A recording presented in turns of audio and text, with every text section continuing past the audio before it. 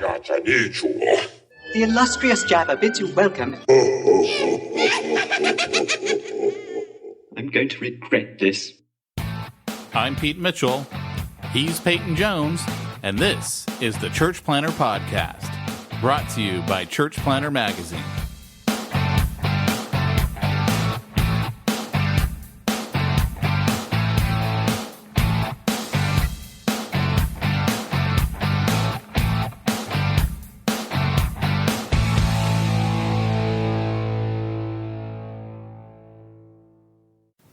Today's episode of the podcast is sponsored by Portable Church Industries over at portablechurch.com. So I'm getting ready to plant a church again. And here's the deal. The most valuable resource you have is people. So the important thing to remember is it's worth making an investment in the people that are serving your team, your setup, your teardown, all of that. And Portable Church has actually made that a whole heck of a lot easier so that you're looking after your greatest resource, your people. Make the setup and teardown of your church easy, logical, and play a game of Tetris when you're packing up and unpacking. And trust me, that will pay out dividends to your church plant in a way you never expected before. Again, head on over to portablechurch.com. And remember, if we don't believe in it, we're not going to tell you about it. portablechurch.com. The Church Planter Podcast isn't the podcast that planners deserve, but the podcast they need. Hey, Church Planter, this is Pete Mitchell. And this is Peyton Jones, and I am on the road. This is a car cast. Where are you going today? Well, it's a funny thing you should ask that. I'm on my way to a meeting with Larry Osborne, which I just said to impress you.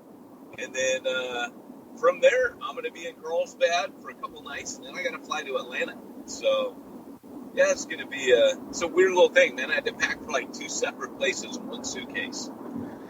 Yeah, see, that would be impressive to me if I had any idea who that was, but I really don't, so it doesn't do anything for me. He wrote a rad book called Sticky Teams. Yeah, he's had some really cool stuff that he's done. So, yeah, man. So, we were talking about our podcast the other day and how we do afternoon podcasts.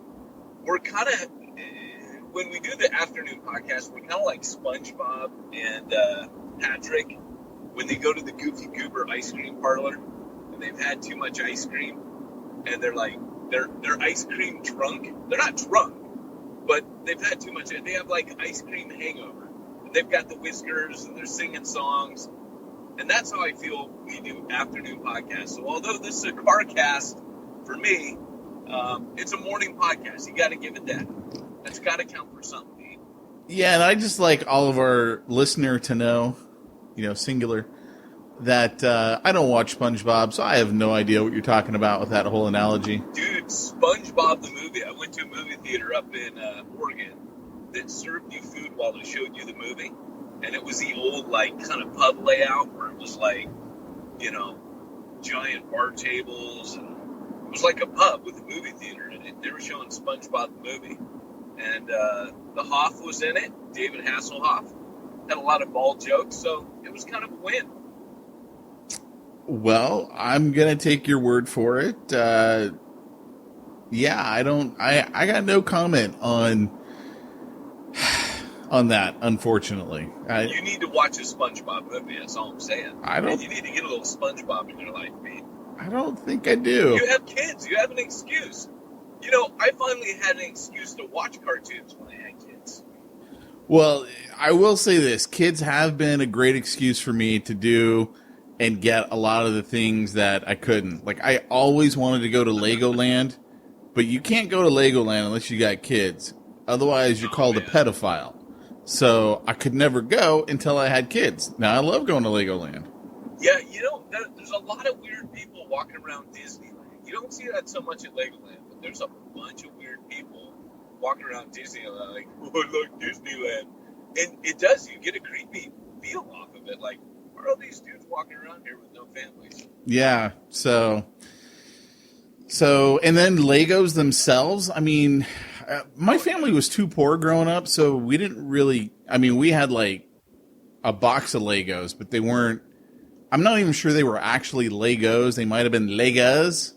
No, back in our day, Pete, you would get donated someone's bag of Legos, secondhand Legos. Yes. You'd have this big bag, and it would have like pieces cannibalized from once legitimate Lego sets. But now you're like, I have a fire truck ladder, and I have a piece of the space station, and that looks like it might have been something from a pirate set. But yeah, then you had a bunch of the generic like green, red, yellow, and blue blocks, and they were just all there. Yeah. And pieces like when they came up with like the prefab walls, where you just put wall down, like you're like, what's that from? Because yeah, you just got people's secondhand Legos, man. That's the way it worked. And remember the old school Lego figures where you had like a giant round head and they had like these weird connector pieces for the arms, like octopuses? It was before they had the little Lego dude that they made the movie with. No, and the reason is we were too poor for even that stuff. Our second hand was more like third and fourth hand. So. Oh, wow, man. It wasn't even like, hey, let's give it to the pastor's family, like they take junk. It was like, yeah, no, this is too good for the family. You would have to assume that there were revolutions with other poor children. There were no families with kids in my church. Well, see, that was the problem. So, yeah. So the question is, Pete, have you bought the Death Star yet? Because if I were a man of means like you, I would own the Death Star. Oh, well, yes, funny you should ask. No, I haven't. And part of the reason, there's two reasons. One, Luke would really like that. One was you were debating giving the Refuge Long Beach after I tapped you the other day. No, that actually, okay. The debate hasn't even raged in my head. You did send me the picture and say, hey, looks like Refuge hasn't getting any love this month. You did send me a picture of it, so I'm just saying. Well, I don't think it was a Death Star. Wasn't it the Millennium Falcon? It was the Millennium Falcon, you're right. Isn't it like $400 for like the Death Star though? I mean, that's a chunk of change. But the Millennium Falcon was $800, so I wouldn't the Death Star be more than that? Yeah. Yeah, all I know is 800. They're joking. Luke really smoking Legos over at the factory. Man. Luke would really like the Death Star because it's in Spider-Man, so he'd really like it because of that. Wait, what? It's in Spider-Man? Yeah, Spider-Man Homecoming. Don't you remember? Oh, he has it? Oh, that's right. They're building it. And then he drops it and he breaks it. That's right. Yeah. So the reason why I don't want something like that is the larger the Legos are, the less fun it is for me, and the more of a job it is for me. Right. And like, Jamie got me for, I don't know, Christmas or my birthday, one of those, BB-8. And it was over 1,000 pieces. It was like, I don't know, 1,200 pieces or something. And I literally like put it off for months because I was like, I don't want to do this. This is just a job. And then I was like, Luke really wanted to do it one day. So I'm like, look, we're going to do this over a minimum of 3 days. Right. And yeah, because it takes away the fun when it's that big. Well, I gotta say, I build Legos with Liberty. Now, she's a girl, but they do all happen to be Star Wars Legos. So, I would like the Batcave, but anyways, she's taken now to buying Daddy Legos, which is kind of cool, because Andrew will give me something for Christmas, but then she'll be like, oh, the kids got you this. She'll let them pick out. They're stuck in Star Wars Legos right now. So this is working out really well for me. But, Death Star and Millennium Falcon, I do not have. Yeah. But what I have, I give you, Father. And what it tends to be is something like trying to remember the last one. We got the really cool one where you lower Han Solo into the freezing chamber. I have that one. Yeah, we did that one until Luke destroyed it. Yeah, I have the Mos Eisley Cantina. That one's legit. We don't have the Mos Eisley. We've got the Mao, or the priest, whatever her name was. The priest? The lady who'd been alive for 1,000 years in The Force Awakens. The orange one with the goggles? Yeah. I hate her. Yeah. Sorry. We had hers until we destroyed it. Yeah. So, it's funny, man, because, I don't know, man. I like the simpler Legos. I get your point, but I still think it would be like the Mount Everest of Legos to build that Death Star with my child. Maybe that's the angle I go for with Andrea. The ultimate bonding experience. Because that's how Andrea sees it. Andrea's like, this is quality time. This is freedom. So I've taken to teaching Liberty how to paint miniatures, because that's something I used to do like 20 years ago for fun, man. Which is a total nerd hobby. And I haven't touched this thing in like 20 years, and I pulled it out the other day.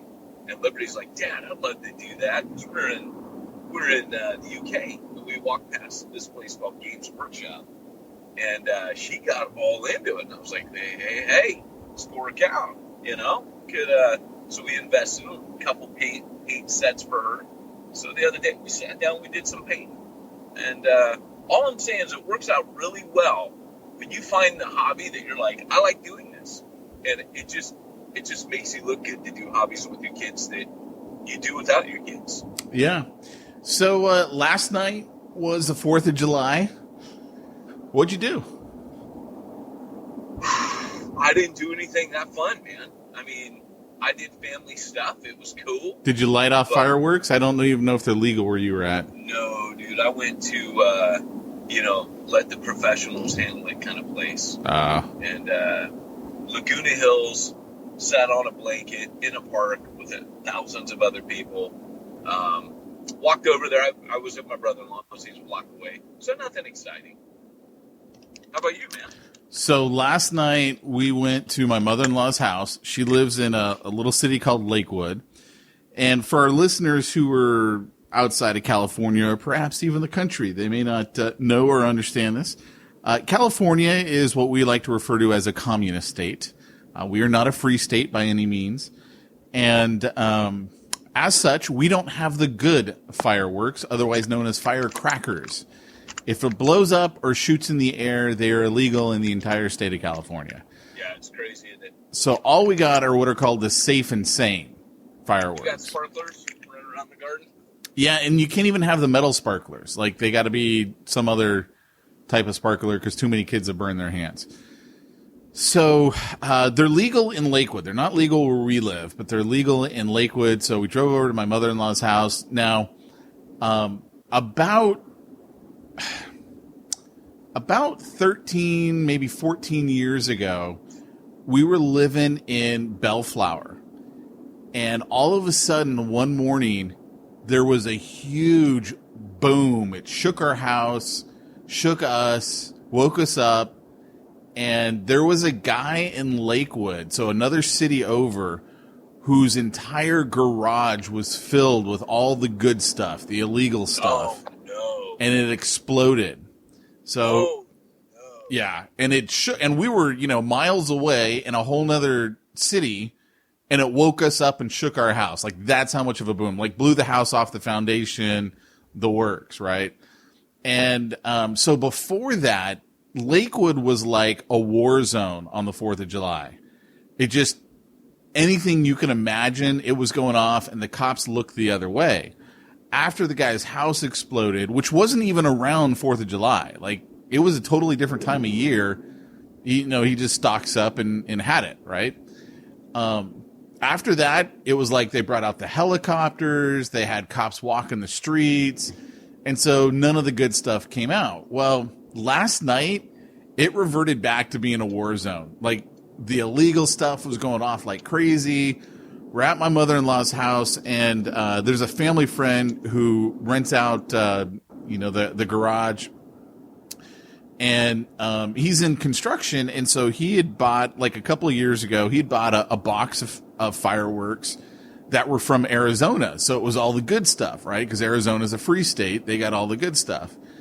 And so, he's sending up the mortars, and I'm enjoying watching them.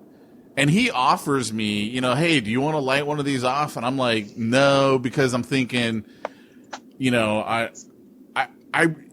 really worked hard, as you guys know, to get my concealed carry weapons permit. And I'm like, I'm not screwing up my permit, right? because this would be considered an unwise decision and they could yank it from me.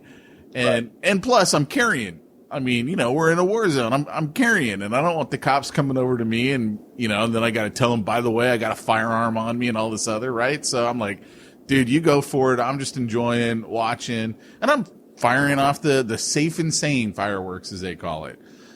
And so there was a bit of a wind last night where we were. And so he's taping most of them down to make sure that they don't, you know, go in the wrong direction. Right. And then he chooses this one and he doesn't tape it down. And all of a sudden, man, it flies over on its side and it's like shooting everywhere, dude. It is shooting the neighbor's car, the neighbors across the street, got like 20 people on their lawn. It's shooting them. It like whirls around. And I kid you not, dude, it is like aiming directly at Luke. And all I could think is, oh crap, right? So I quickly just step in front of him, block him. Are we talking like Roman candle? Oh no, the Roman candle ones were stupid. I mean, I was like, look, Roman candles are meant to be held in your hand and shooting your friends. That's what Roman candles are for. Of course they are. Yeah. These are like some of the bigger ones that shoot up in the air and blow up and stuff. And so fortunately it had run out like that, even though it was facing Luke and then therefore me, because I sacrificed my body. I ran in front of him. It was out, right? It was out. It was done. And so, but it still looked good.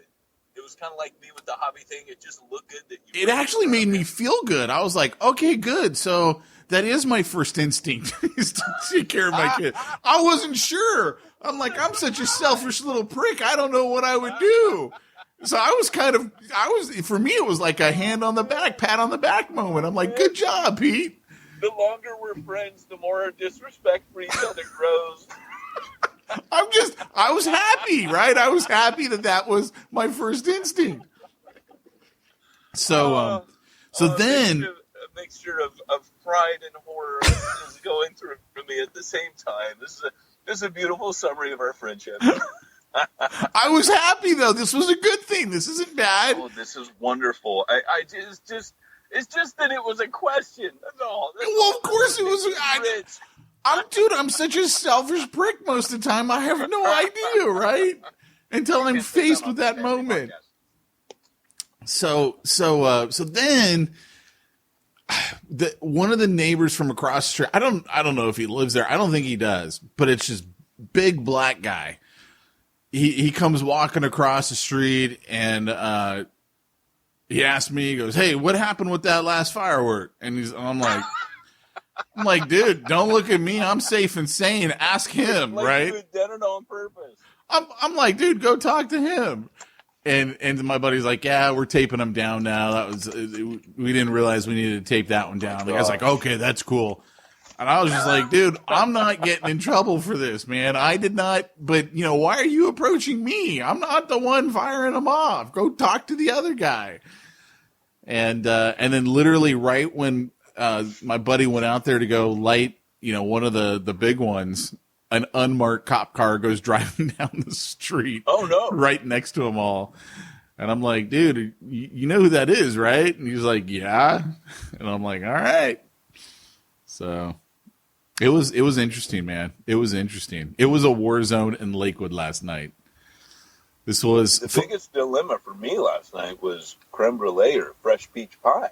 I mean, I guess. Wow, man. Yeah. We lived in two completely worlds. Oh, dude. Different worlds last night. Well, what's funny is when we first moved to Bellflower, we bought our home and moved in July, and we moved in like a week after the 4th of July. And it's like, it's maybe only 2 miles away from my mother-in-law's house. Dude, what are you doing?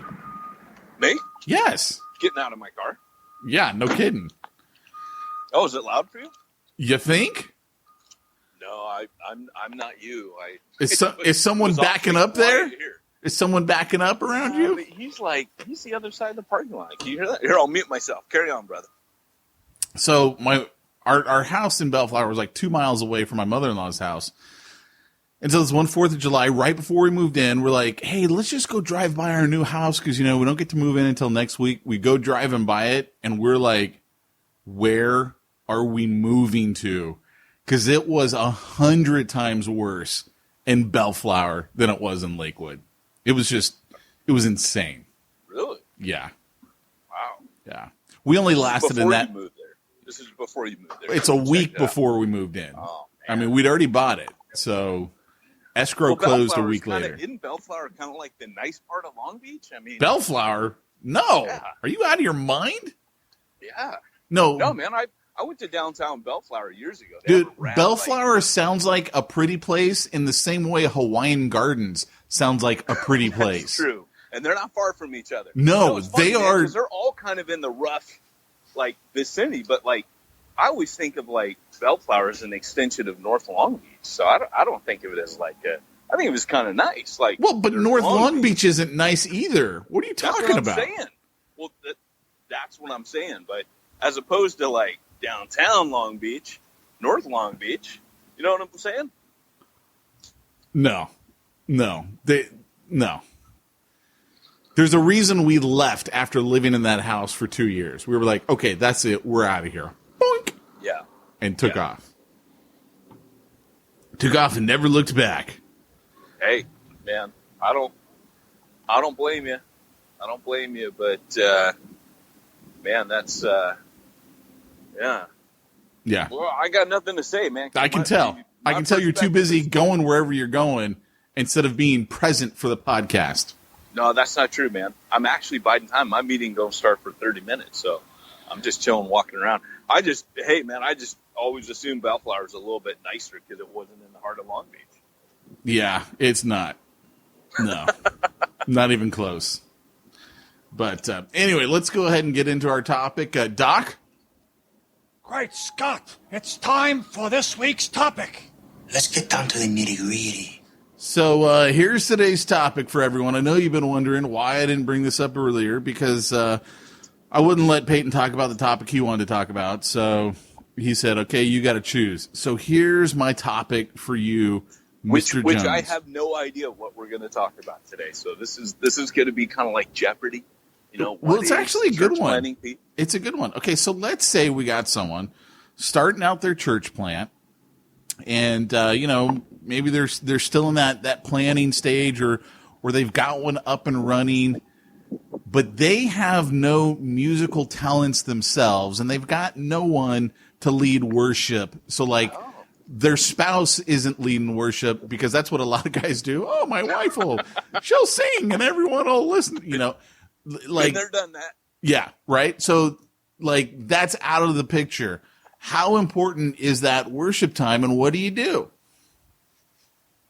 Oh, gosh, man. Well, okay, so if you guys know the podcast at all, unless you're brand new here, if you've got the "Hi, I'm new here" sticker on your shirt, you won't know that we actually covered, how to mix up the worship time. So it doesn't have to be 30 minutes of singing, but you do want some kind of proclamation, praise, worship, something like that. So it is important to have. Where did you walk into? Did you hear that? Oh my gosh, are you in the bathroom? Come on, be honest.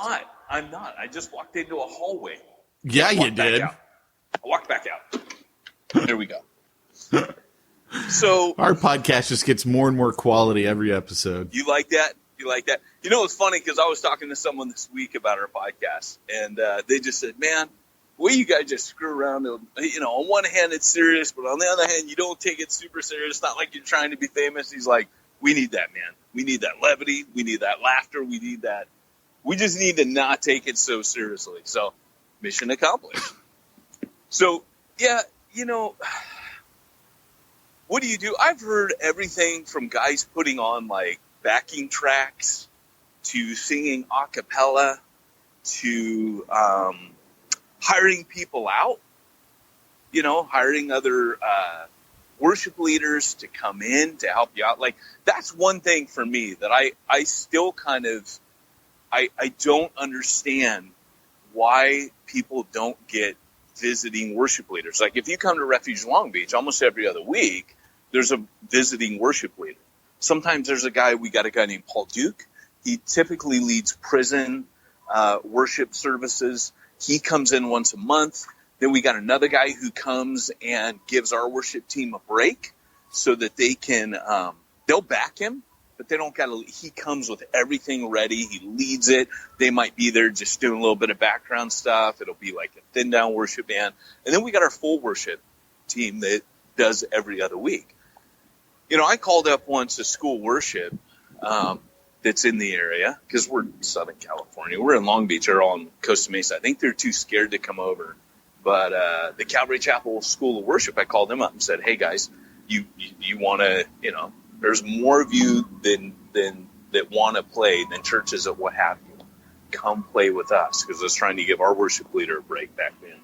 I mean, there's always that in any church, there's always the cheesed off worship people that are second stringers. Or, you know, and it's really simple. Just talk to the worship leader and say, hey, do you have anyone who's kind of waiting in the wings that's like your backup person that I could borrow every once in a while? It doesn't even have to be every week. They don't have to make the move to your church. You can just get them to come a little bit. You follow? I do. That's very helpful. You know what's interesting, too, is at Long Beach, I remember when we were going there, there was one group that came in that was really, really bad. And I mean, it was like Jamie was like, wow, this is bad. And I'm like, wow, okay, I'm tone deaf. I wasn't sure. I mean, I thought it was bad, but she's saying it's bad. I know it's bad. What do you do when that happens? Like, where you're like, hey, they really want to volunteer. They really want to help out. They'd maybe even make the move and start coming to your church, but they're not good.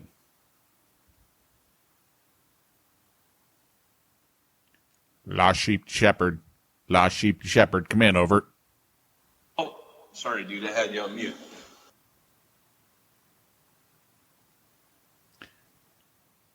Hello. Can you hear me? El Doctor.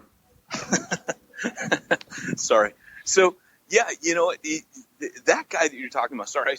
I don't think you even know who I'm talking about because you weren't there then. I know who you're talking about. No, I was there. No, you weren't. You had already moved on. Okay.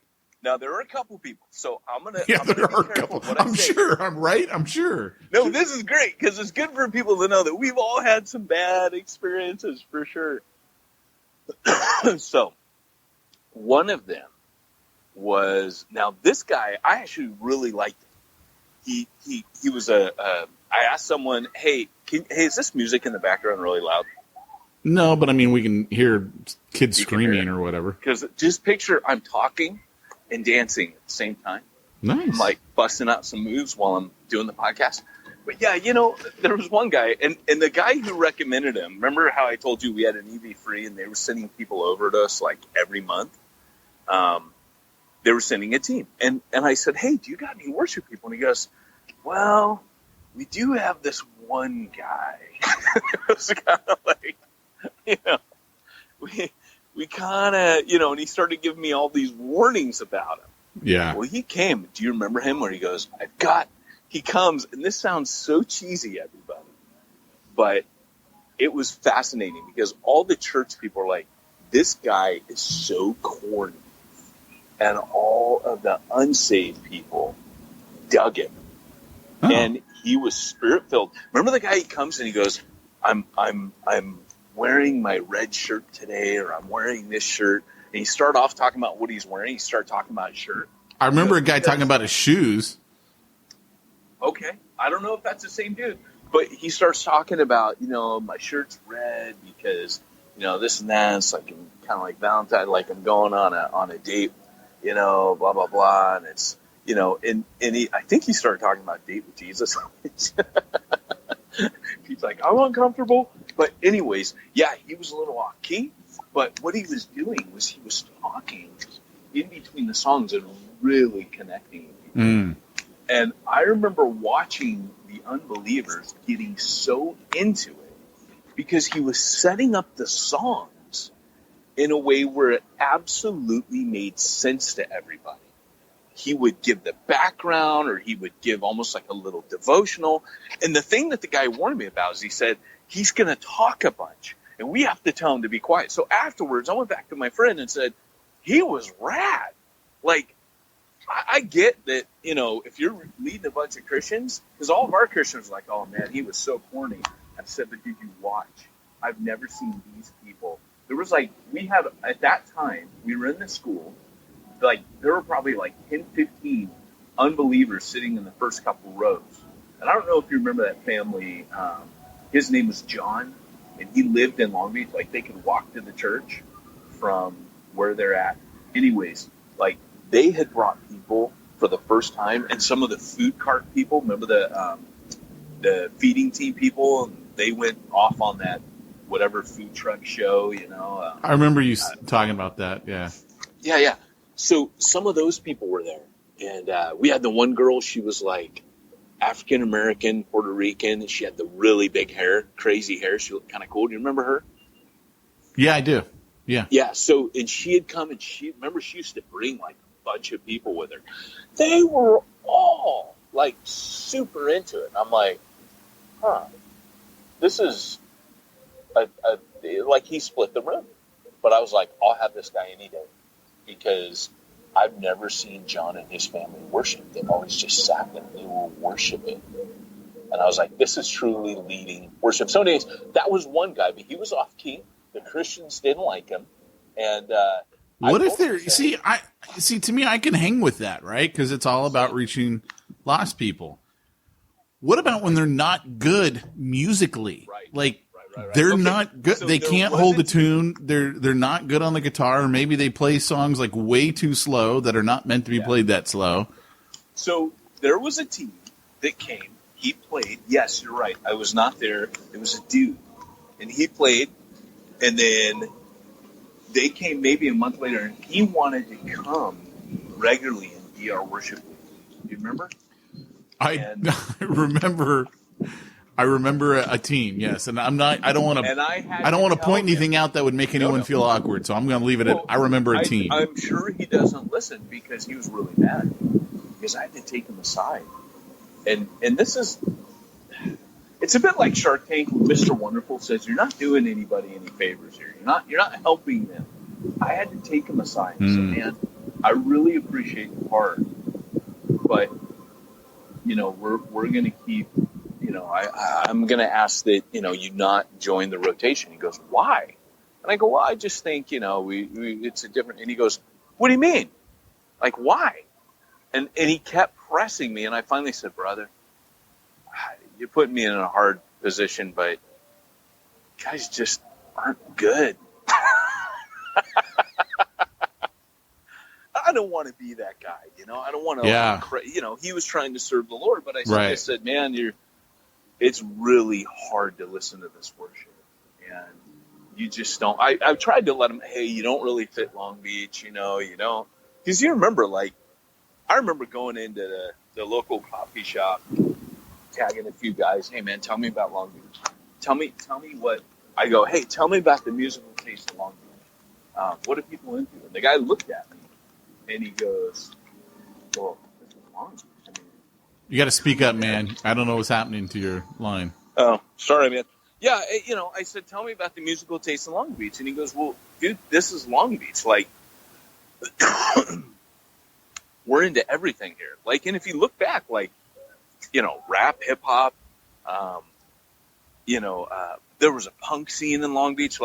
Everything's come out of Long Beach. And he was right. Long Beach it's very versatile in its musical taste. It's very eclectic. So you can get away with almost anything. I don't know that country music has ever really made a dent in Long Beach. I would doubt that. But jazz, there's a huge jazz. There's all kinds of different music. Rock, there's nothing that hasn't come out of Long Beach. You know what I'm saying? So you kind of... straight out of Long Beach. Yeah, so you... straight out of Long Beach. But yeah, so there's a lot of good things that come out of Long Beach. And we were just, I'm trying to tell this guy in a way he doesn't fit the context of Long Beach, which, it wasn't exactly true. So I finally just had to tell him, brother, it's just hard. It's just hard to listen to you lead. And he got mad. And I said it nicely, but and then I heard from he's mad because you said, and I said, hey, I was trying to let him down gently, but he kept pressing, and look, I'm not a musician, so I probably could have really helped him and telling them, well, brother, when you're, on the fret and the, I don't know all that stuff. So, when you're playing the chords, I don't know that stuff. Can't keep a beat. I don't know. So, I mean, like, because how many times have we heard church planners go, yeah, I'm learning how to play the guitar. Right. Because they're like, we got no one else to lead worship.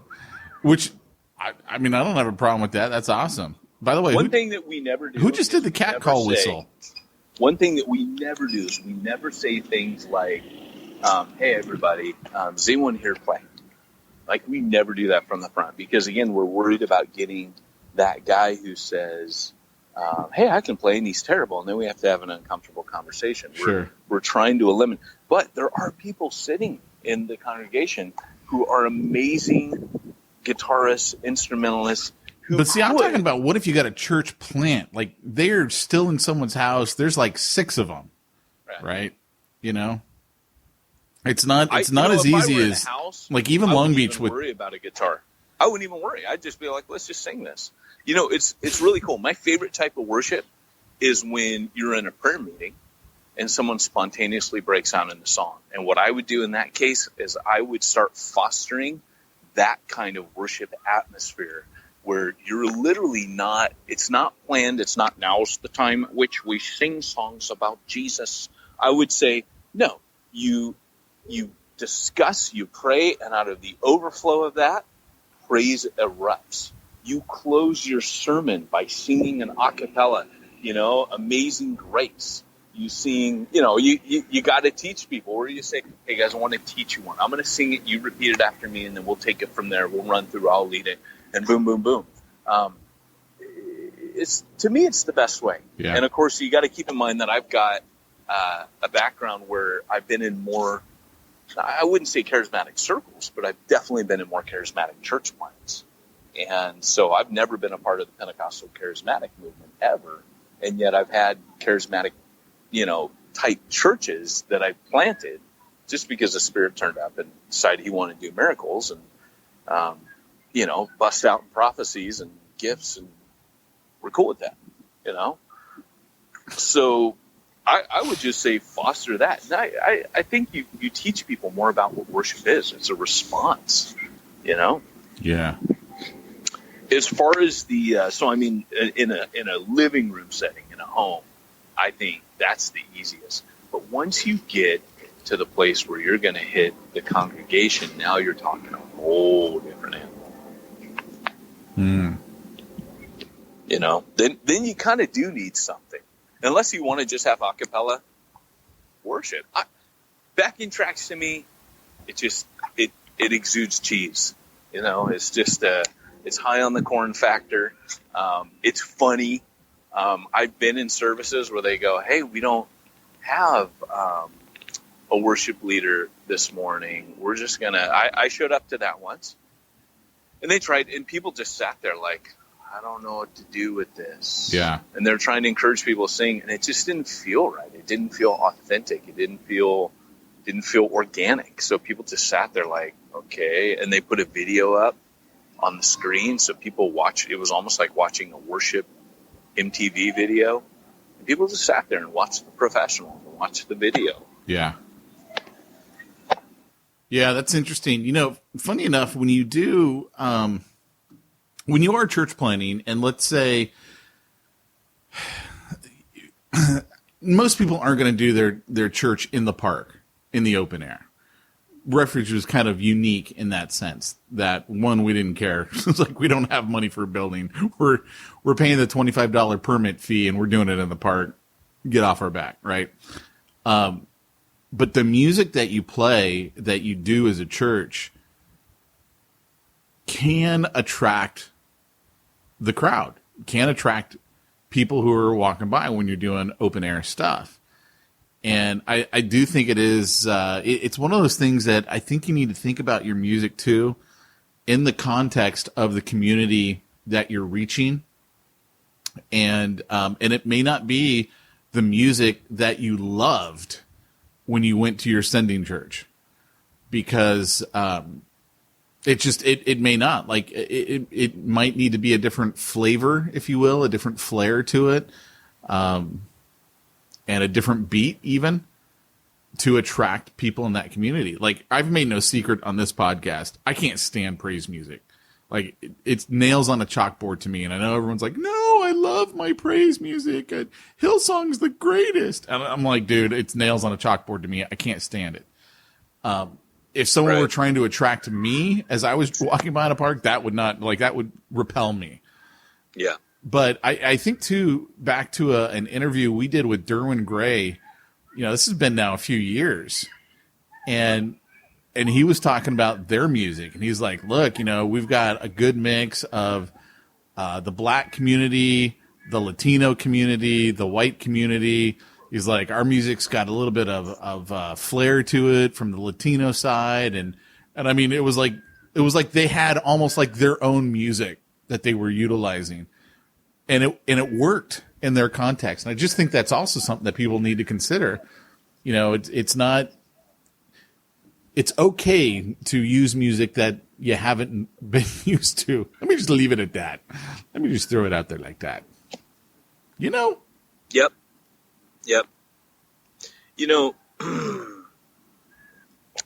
The thing that I think we got to realize with music is it is a universal tool that brings people together. It can also alienate and separate and divide people, but you're right. I mean, music has inherently within it a God-glorifying aspect. So a lot of times we'll hear things like, just trying to play the great worship band. And because it can be a gimmick, I think people have grown, at least I have, a little more distrustful of it.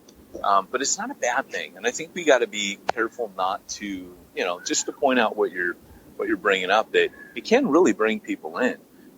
You and I have talked before that having non-believers on the worship team, that always turns out very positively for us.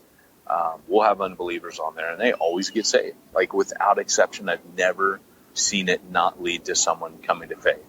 So, when we talk about worship, when we talk about instrumentation, even if a guy's playing like Rage Against the Machine, I take R.C. Sproul's take on that. If it's good music, it automatically glorifies God, regardless of what they're saying. It's the talent itself that glorifies God. It's why the Catholics, and even in the temple, where God was like, hey, I want your skilled musicians, your skilled artisans, your skilled weavers of fabric, your skilled gold workers and gilders. I want them to glorify me with their artistic talent. So we need to remember that. Yeah. C.S. Lewis was like second-rate lyrics set to third-rate tunes. That was his summation of worship. I would love to see kind of a revolution in the worship. I do think there's some good people out there doing some. I've recently tuned into Citizens and Saints. I know I'm years behind. Dude, talk up. Speak up, bud. I don't know what's going on with my phone, man. Yeah, but, now you're better. Now you're talking into the mic. Okay. So no, dude, the mic's on me. Like it's not moved. I don't know what's going on, but Citizens and Saints is a band that I've recently discovered, and I'm years behind the curve on this, I'm sure, but they were good, and I was listening, going to my wife, hey, this is good. I thought this was Thrice, and that's a band I like a lot, and they sound a lot like them. Came out of Seattle, but I think if you have a worship band who's good, that's fantastic. But you also have to make sure, and this is where I think it comes back to what Matt Redman brought around years ago. I need to know that we're still singing to Jesus. Yeah. I need to know that if you strip all the music away, I have to know that if the Spirit of God is in the room, we can still worship Him. We can still do this without all that. If I don't feel that from a worship leader, like this is not the main course. This is just the salt and pepper. This is just the garnish. I need to know that the main course is Jesus Himself. And that's something that I think you can't duplicate. That's why I'm saying, like, back to your core team, if you set that kind of spontaneous, very organic, very natural atmosphere of worship where anyone can just kick off worship at any time, it sets a pattern of what worship really is with that church. And the other thing that I would say, this is totally off topic, but connected with worship. one of the things that I'm going to be recommending with Refuge Long Beach coming up is that they do a afterglow once a month. And I've told you guys that I used to do that because I had so many charismatic Pentecostals. We had Reformed, we had Evangelical. It didn't matter. We had everybody back in Wales. But, I had a stronger mix of charismatic Pentecostals there. And I had to have a kick out the jams night. And it would just be, that's what we call this, kick out the jams. Because they had stuff they wanted to do, like run around the room and have banners and flags and stuff. And I didn't care. Like, I would tell them, I think it's funny. You do that, I think that's really funny.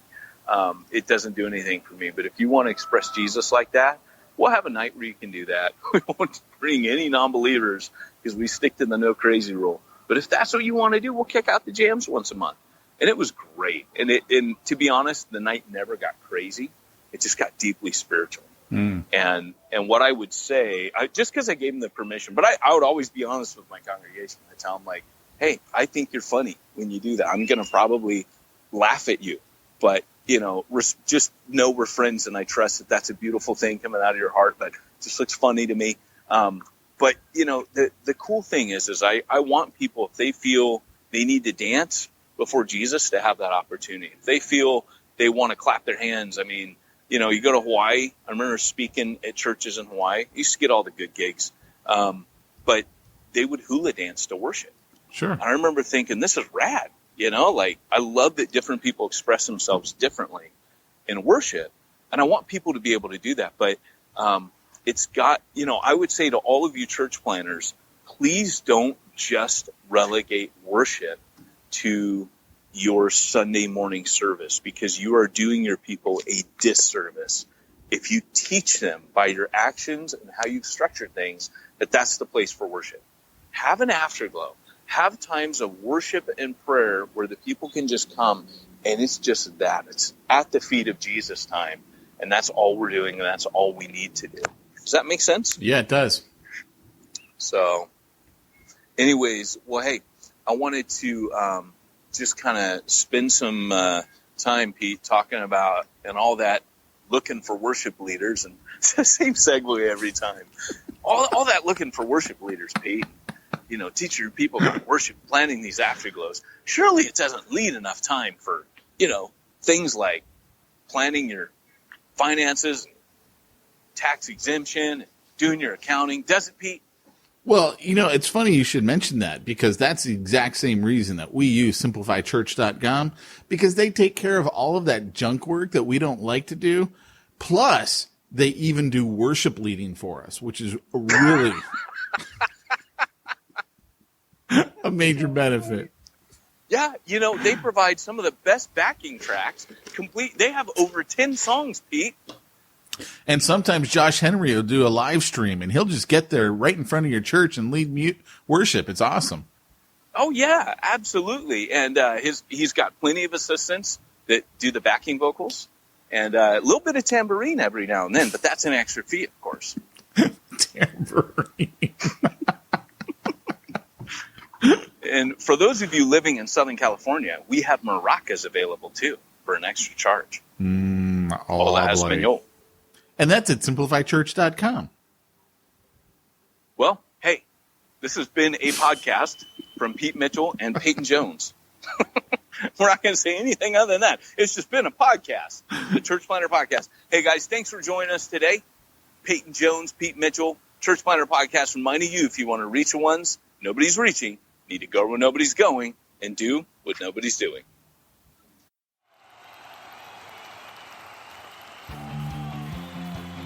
Thanks for joining us for another weekly episode of the Church Planner Podcast with Pete Mitchell and Peyton Jones. We'd love to hear your comments on this episode of the Church Planner Podcast. Visit us online and let us know what you thought at churchplannerpodcast.com. If you subscribe to us via iTunes and have enjoyed the podcast, leave us a positive review. The more positive reviews we receive in iTunes, the more iTunes will promote us to other church planners who would benefit from this show.